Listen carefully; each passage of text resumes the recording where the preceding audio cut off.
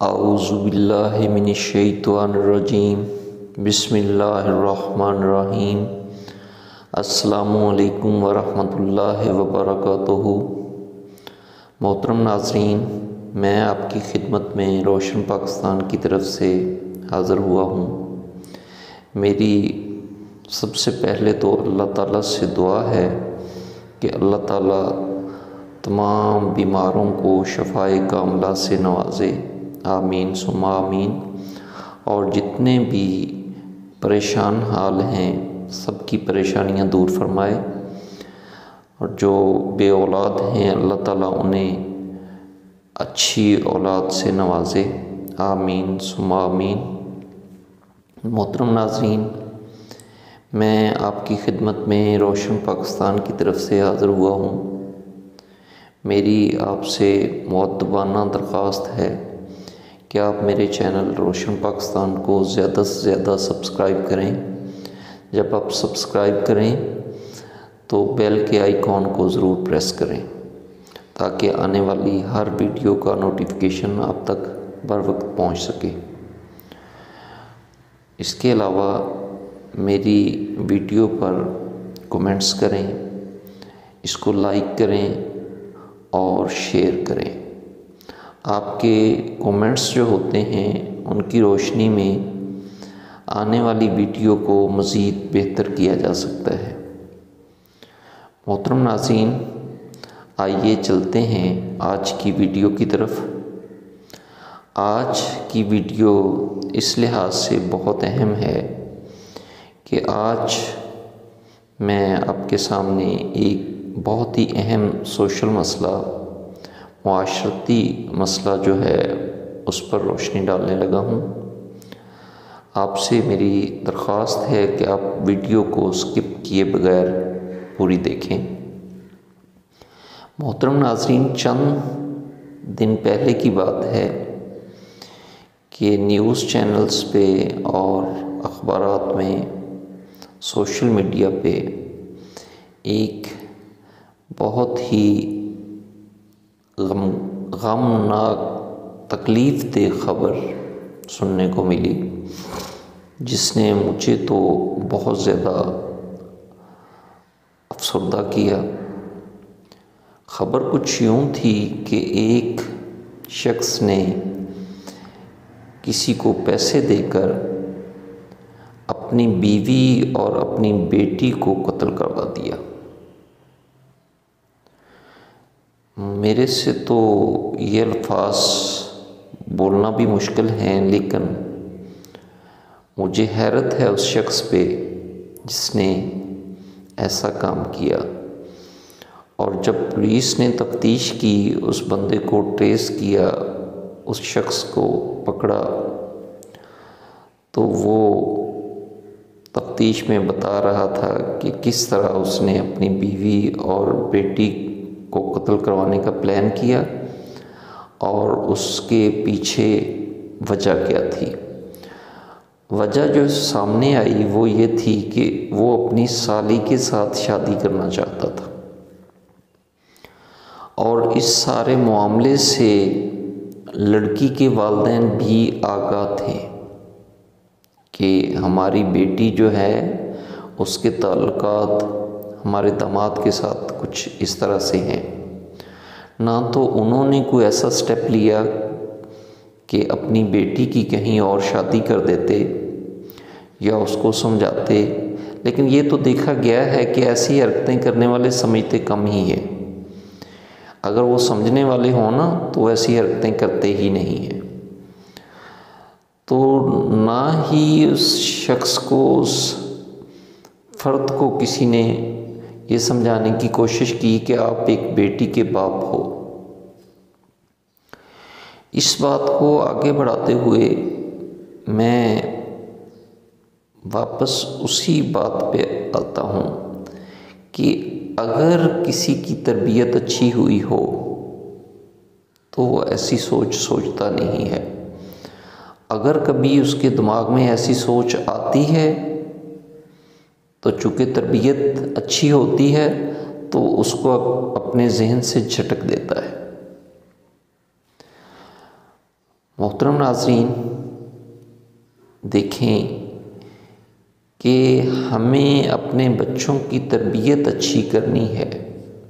तरबियत अच्छी करेंगे तो हम इन वाक़यात को रोक सकते हैं, इनका सद्देबाब तभी मुमकिन होगा, वरना तो ये रोज़ का मामूल बना हुआ है। रोज़ाना ऐसे वाक़यात सरज़द हो रहे हैं।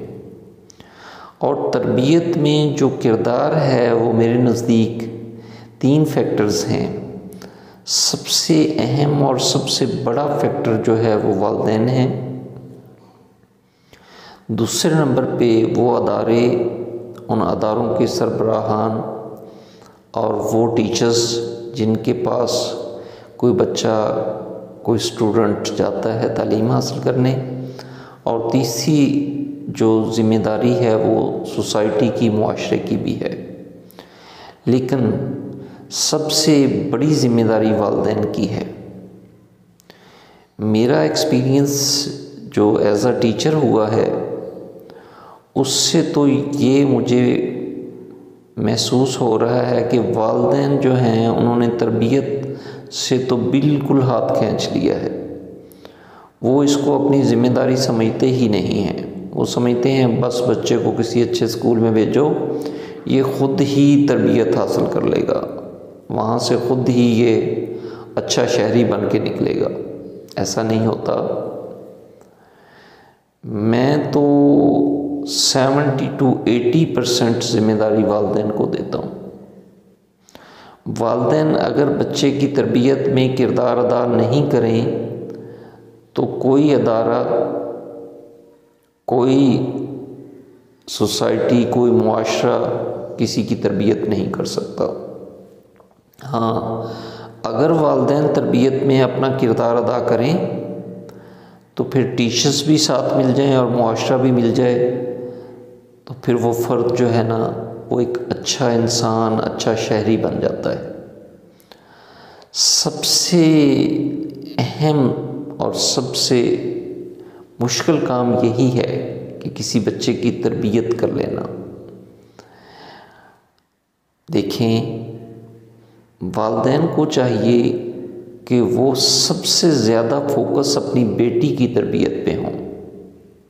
बेटे पे भी मैं बाद में बात करता हूँ, चूँकि अगर बेटी की तरबियत आपने अच्छी कर दी तो आपने एक ख़ानदान की तरबियत कर ली। हाँ, इसके साथ साथ अगर आपने बेटे की तरबियत में कमी छोड़ी तो फिर भी हालात नहीं सुधरेंगे। बेटे की तरबियत भी लाज़िम है। अगर बेटे की तरबियत अच्छी होगी, बेटी की भी अच्छी होगी, तो एक अच्छा मुआशरा वजूद में आएगा। और अच्छा मुआशरा वजूद में आएगा तो ऐसे वाक़यात ख़ुद ब खुद रुक जाएंगे। जब हम दीनी तालीम की तरफ जाते हैं तो हमें चाहिए कि हम कुरान पाक की तालीम दें, बच्चों को कुरान पाक बा तर्जुमा पढ़ाएं और उसके साथ साथ नबी करीम सल्लल्लाहु अलैहि वसल्लम के उसवा हसना से कोई ना कोई वाक़या रोज़ाना कोशिश करें अपने बच्चों से शेयर करें कि आप सल्लल्लाहु अलैहि वसल्लम के दौर में मुआशरा कैसा था, अफराद किस तरह गुज़र बसर करते थे, कैसे रहते थे, कैसे एक दूसरे की इज़्ज़त करते थे, रिस्पेक्ट करते थे, एक दूसरे के साथ अच्छे अखलाक से पेश आते थे। लिहाजा जब हम ऐसे काम करने शुरू कर देंगे अपने बच्चों की तरबियत में तो लाज़िम है कि बच्चा कुछ ना कुछ ज़रूर सीखेगा। अब दूसरी तरफ बात आती है वो अदारे जिनमें बच्चा पढ़ने के लिए जाता है, तालीम हासिल करने जाता है, उनमें से अक्सरियत तरबियत के मौजू को तो नज़रअंदाज करके बैठी हुई है। उनका काम है बुक्स को अच्छे तरीके से पढ़ाओ भाई, ठीक है, रट्टा लगवाओ, जिस तरह मर्ज़ी तैयारी करवाओ, इस बच्चे के नंबर अच्छे आने चाहिए, इसके नंबर अच्छे आएंगे तो हमारे एडमिशन आएंगे, हमारे एडमिशन आएंगे तो हमारा ये अदारा चलेगा। भाई अच्छी तरबियत भी तो किसी ने ज़िम्मेदारी उठानी है कि नहीं इस सोसाइटी की। अगर तरबियत की तरफ नहीं जाना तो फिर डिग्रियां लेने वाले या सब कुछ, मैं तो बहुत से लोगों को जानता हूँ, नाम तो मैंने कभी भी शेयर नहीं किए, जिनके पास डिग्रियां भी हैं लेकिन बात करने का सलीका तक नहीं है। ठीक है, जब वो बात करते हैं तो ऐसे ही लगता है कि जैसे बस पता नहीं किस शख्स से वास्ता पड़ गया है। लिहाजा मोहतरम नाज़रीन, हमें अपने बच्चों की तरबियत पे फोकस होना है। अगर अच्छी तरबियत करेंगे तो ये तमाम वाक़यात रुक जाएंगे। अगर हम अच्छी तरबियत नहीं करेंगे तो ये वाक़यात रूनुमा होते रहेंगे। फिर हम कहते हैं जी मुआशरा अच्छा नहीं है। भाई मुआशरा तो अफराद से बनता है ना। अगर फ़र्द की तरबियत हुई है तो मुआशरा भी अच्छा बन जाएगा।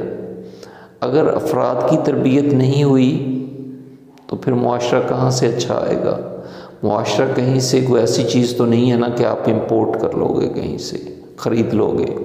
ये ख़रीदने वाली चीज़ नहीं है, ना ये बिकने वाली है। मुआशरा तभी अच्छा बनेगा जब हम अपने बच्चों की इस्लाह करेंगे, उनकी तरबियत अच्छी करेंगे। और आखिर में मैं सिर्फ ये चाहूँगा कि सभी वालिदैन, सभी मेरी वीडियो को देखने वाले हजरात, माएँ, बहनें, बेटियाँ, सब आज से ये अहद करें कि हम बच्चों की तरबियत में अपना किरदार अदा करने की भरपूर कोशिश करेंगे।